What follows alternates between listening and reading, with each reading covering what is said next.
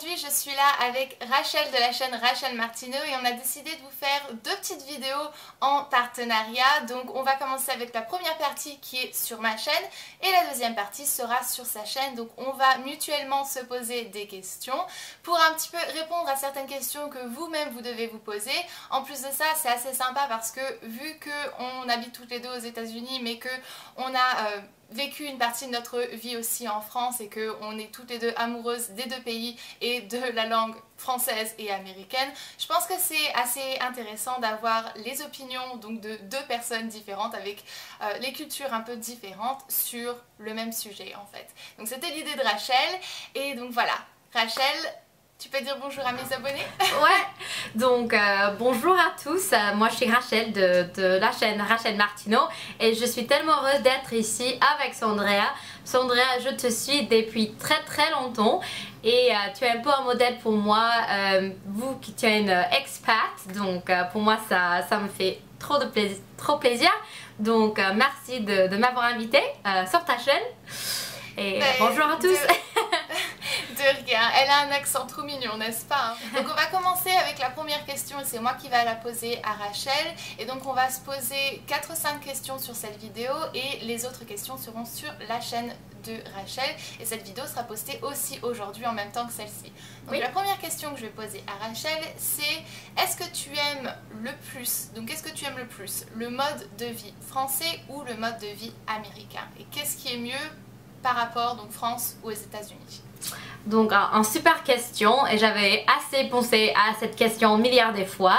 La première chose qu'il faut dire que je préfère à la française, c'est mode de vie à propos de la balance, l'équilibre de la vie et le travail. Ici aux États-Unis, surtout à New York, les Américains adorent travailler et c'est pas un très joli équilibre entre la vie où on travaille et la vie où on se repose un peu. Donc par exemple, moi je travaille, je travaille à l'industrie de beauté. Je suis community manager chez Origine, une marque de soins de peau chez Estée Lauder et j'ai que 10 jours de vacances pour toute l'année. Donc ça c'est assez dur. Donc les gens me demandent tout le temps pourquoi tu reviens pas en France. C'est car j'ai pas beaucoup de temps, voilà. Donc ça j'aime pas du tout. Moi je crois que c'est très important d'avoir une vie hors du travail. Donc ça j'aime pas trop à côté US. Mais ce que j'aime pas en France un peu, ce que j'aime aux États-Unis c'est que c'est la qu'est-ce qu'on dit, qu'est-ce que je veux dire, convenience, tu crois que c'est comment je vois ce que tu veux dire, mais oui, ouais. C'est pas un mot. La facilité de faire quelque chose. Oui, ouais. C'est exactement ça. Donc, aux États-Unis, surtout avec l'industrie de services, tout ce qui est les restos, les magasins, tout cela, c'est pour plutôt les consommateurs. Donc, vu en France que c'est pas tout à fait le même, donc par exemple, les serveurs, les serveuses sont plus gentils aux États-Unis, mais c'est aussi parce qu'il faut avoir un pourboire. Donc, les gens les serveurs, serveuses aux États-Unis travaillent pour le pourboire, donc ils sont plus sympas. Ça j'aime bien côté aux États-Unis. En plus, j'aime pas que tout est fermé la dimanche.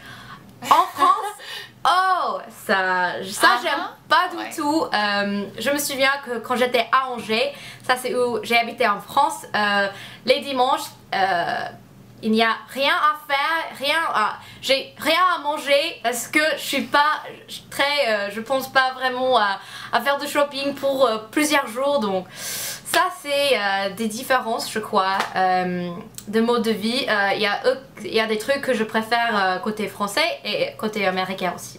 Ouais, non, je suis complètement d'accord avec ce que tu as dit. Le fait que c'est beaucoup plus facile aux États-Unis grâce aux magasins parce qu'ils sont ouverts tout le temps, 24 heures sur 24, on peut aller à Walmart. Ouais. c'est quelque chose qui me manque aussi en France parce que t'as envie d'une glace, mais bon voilà, c'est passé 9h du soir donc tout est fermé. Ouais. En plus, ce que je trouve c'est que, qu'est-ce que je veux dire, pour moi, surtout à New York, moi j'ai tout ça à importer parce que je déteste cuisiner et ça c'est pas vraiment la même chose en France. Ça existe à Paris peut-être, mais c'est un peu différent. Ouais, c'est beaucoup plus rare, c'est beaucoup plus rare. Et ça veut pas dire que tu vas avoir de la nourriture équilibrée et saine pour toi, tu sais. Aux États-Unis, tu arrives à trouver de la nourriture que tu peux acheter et remporter chez toi ou même le faire livrer, mais ça reste toujours quelque chose d'assez équilibré, qu'en France, c'est pas le cas. Ouais. Donc, et puis c'est beaucoup plus cher. C'est beaucoup plus cher, Ouais, exact. Alors, c'est moi poser une question. Donc, ma question pour Sandré, c'est qu'est-ce que tu trouves le plus difficile en vivant aux États-Unis? Qu'est-ce que je trouve le plus difficile?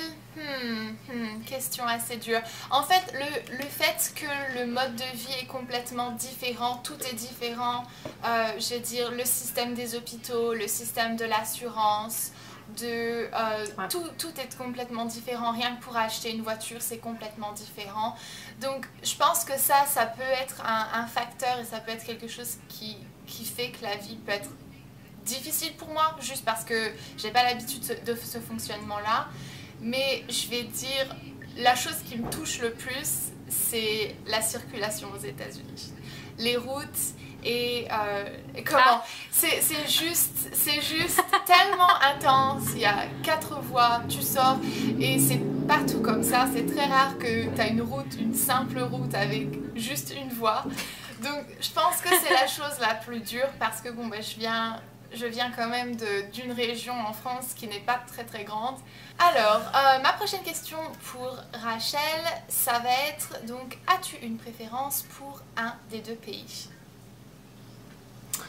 Ça c'est une question tout à fait dure. J'adore les 2 pays et ce qu'il faut dire c'est que j'habitais en France pendant que 6 mois. Donc moi je crois qu'il faut que je revienne et j'aimerais bien revenir pour habiter pendant 1 an ou plus. Donc je crois que ça c'est nécessaire de vraiment m'installer, de vraiment décider. Parce que même quand j'étais là, j'étais en résidence universitaire, j'étais à l'école, j'ai pas vraiment beaucoup d'amis hors des étudiants américaines. Donc je crois que c'est tout à fait nécessaire et donc je pourrais pas vraiment répondre. J'adore la France. En plus, je crois que je préférais, j'adorais Angers. Je veux pas c'est tout à fait belle, mais je suis plutôt une fille de ville, donc je crois que je préférais habiter soit à Paris, soit à Lyon, soit à Marseille, parce que j'habite ici à New York, donc pour vraiment comparer les 2 pays, je crois que ça c'est ce qu'il faut faire. Ouais, je pense que c'est quand même dur là d'arriver à comparer une ville française à New York. Je pense que ça doit être... je pense pas qu'il y a d'équivalent. Même Paris reste quand même très très différent. Enfin, pour le peu de fois que j'étais dans Paris, j'ai jamais mis les pieds à New York, donc je pourrais pas trop le savoir. Mais est-ce que je peux voir à la télé? Parce que tout ce que la télé nous montre, c'est vrai. C'est... Ouais. Voilà. Mais ouais, c'est vrai que ça serait dur de choisir entre un ou 2. Surtout n'ayant vécu que 6 mois, Et puis je pense que c'est peut-être pas la même chose parce que t'étais beaucoup plus jeune à mon avis, donc la mentalité et la façon de penser n'étaient sûrement pas la même que maintenant et tu vois pas les choses de la même façon que maintenant aussi. Ouais, je crois que d'avoir un boulot, d'avoir une vie plutôt comme ça, c'est tout à fait différent. Ça, c'est une vraie vie adulte, donc... Mais on verra. Alors, question pour Sandrea. Avant que tu es arrivée en France, de quoi, je sais pas comment poser cette question, mais de quoi tu avais le plus peur? Ça fait du sens? Ouais, tu veux dire avant que j'arrivais aux États-Unis? Oui. De quoi tu avais peur? La chose qui m'effrayait le plus avant de déménager ici, C'est ça que tu veux dire?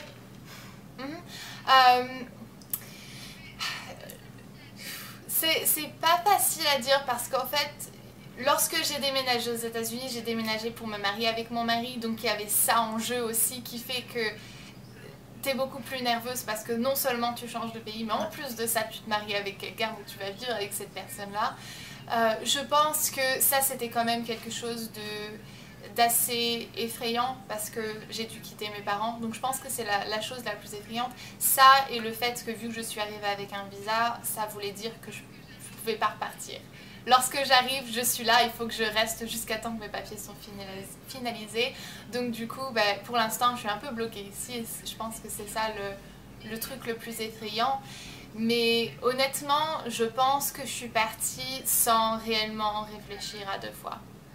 Donc voilà, je suis partie pour mon mari et puis je me suis dit de toute manière on verra bien. Si jamais il y a quelque chose qui se passe pas bien là-bas, on changera ça, on trouvera le moyen de faire passer à ce moment-là. Et tu crois que c'était un peu plus facile car c'est un peu plus difficile mais en même temps c'est un peu plus facile parce que tu as quelqu'un en amoureux quoi, de partager cette expérience, de partager tes parts, tout cela.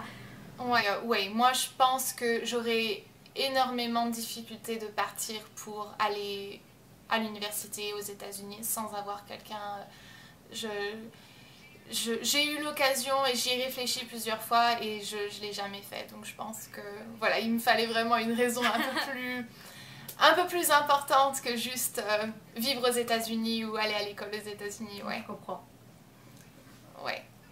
Donc, ma prochaine question, ça va être en fait une question Would you rather? Donc, tu choisis l'un ou l'autre. Donc, la première question que je vais te poser de ça, et la deuxième question, je te la poserai dans la deuxième partie.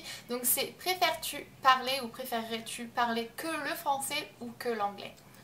Ça c'est une question vraiment difficile parce que en fait j'adore parler le français et pour moi c'est une fierté d'avoir appris une langue assez difficile, donc c'est vraiment près à mon cœur, mais ce que je trouve difficile c'est que je pourrais pas m'exprimer toute ma personnalité, tout que je veux exprimer, je peux être pas vraiment marrante, je suis pas la même personne quoi, donc si je dois choisir, Imagine si jamais tu parlais le français aussi bien que l'anglais. Si jamais tu avais le choix de parler, si jamais tu éliminais l'anglais complètement parce que ton français était juste parfait. D'accord. Je trouve que le français c'est une langue beaucoup plus jolie, que j'adore. C'est vrai. Et les Américains pensent comme ça toujours. Exactement, oui, ça c'est vraiment la différence qui est entre... Pour nous c'est la musique quoi, donc...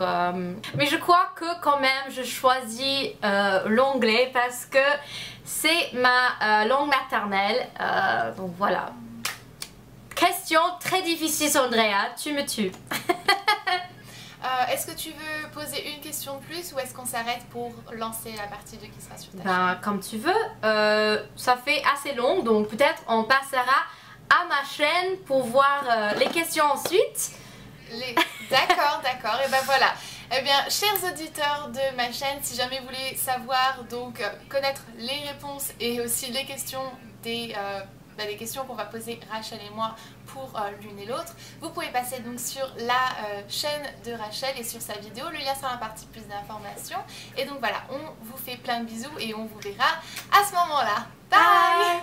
Française. Et en plus, on n'a pas de place non plus au sein des youtubeuses américaines parce qu'on est francophones donc. Ouais, je crois que c'est un peu, il y a deux côtés de ça parce que